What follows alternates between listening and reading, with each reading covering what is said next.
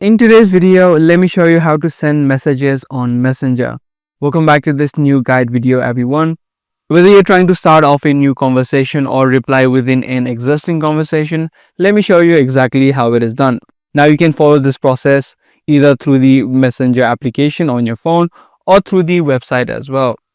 Once you're inside of the platform of Messenger, if you're trying to start up a new conversation, you can tap on this pencil icon that you see on the top right of the screen. And from this list, you'll be able to select the person that you're trying to chat with.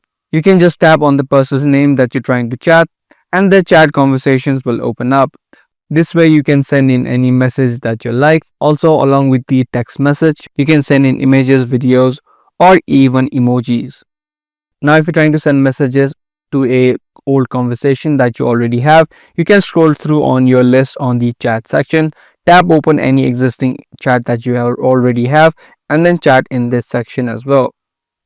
So that's basically all there is in sending messages on Messenger.